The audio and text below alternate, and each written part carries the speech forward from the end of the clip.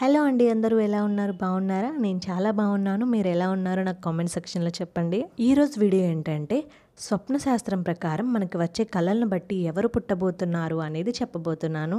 సాధారణంగా కళలు అనేవి మనం రోజువారీ చేసే పనుల బట్టి, అలాగే ఆలోచించే విధానాలను బట్టి మనకి కళలు అనేవి వస్తూ ఉంటాయి. వాటికి కారణాలు అయితే పెద్దగా ఉండవు. అలాగే కళలో సుస్వప్నాలు ఉంటాయి, దుస్వప్నాలు ఉంటాయి. కళలు ఎలాంటి సంకేతాలు అందిస్తాయి ఇప్పుడు చూద్దాం. సుస్వప్నాలు ఇవి ప్రత్యేకించి గర్భిణీ స్త్రీలకు గనుక ఇటువంటి కళలు వస్తూ ఉంటే వారికి ఆడపిల్ల లేదా మగపిల్లాడ అని కొన్ని సంకేతాలు వస్తున్నట్లు అర్థం. ఇవి అందరికీ వస్తాయని కాదు, కొంతమందికి ప్రకృతి రూపంలో కొన్ని సంకేతాలు అనేవి అందజేస్తూ ఉంటాయి. మీ కడుపులో ఆడపిల్ల ఉన్నట్లయితే కనుక కళలో పూలు పండ్లు కళలోకి వస్తూ ఉంటాయి. గుమ్మం దగ్గర పసుపు కుంకుమలు తీసుకున్నట్లు కళలో వస్తూ ఉంటాయి.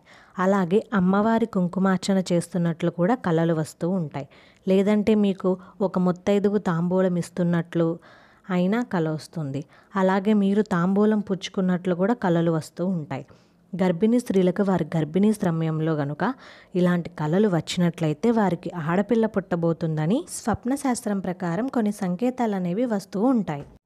మగపిల్లవాడు పుట్టే ముందు ఎలాంటి కళలు వస్తాయి అంటే కనుక మీకు కళలోకి పరమశివుడు రావడం, అలాగే ఆంజనేయ స్వామి రావడం, లేదా సుబ్రహ్మణ్యేశ్వర స్వామి రావడం ఈ విధంగా జరుగుతూ ఉంటుంది.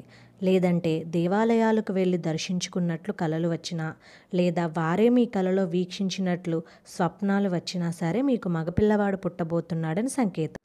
అలాగే ఇవన్నీ అందరికీ అవుతాయని కాదు. సో స్వప్నశాస్త్రం ప్రకారం అనుసరించి ఒక చిన్న కోణం కూడా పరిశీలిద్దాం. అంటే మీరు కడుపుతో ఉన్నప్పుడు మీ ఇంటి చుట్టూ కోతులు తిరుగుతూ ఉన్నట్లు అయితే మగపిల్లవాడు పుడతారు అని 100% నమ్మేవాళ్ళు. అయితే ఇది గర్భిణీ సమయంలో మాత్రమే వర్తిస్తుంది. విరిగా రోజు జరుగుతుంటే లెక్కలోకి రాదు.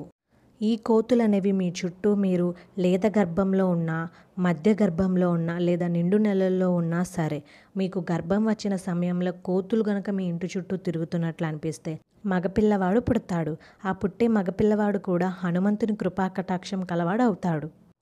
సో ఇలాంటి మరిన్ని ఇన్ఫర్మేషన్ వీడియోస్ కోసం మన ఛానల్ని సబ్స్క్రైబ్ చేసుకోండి.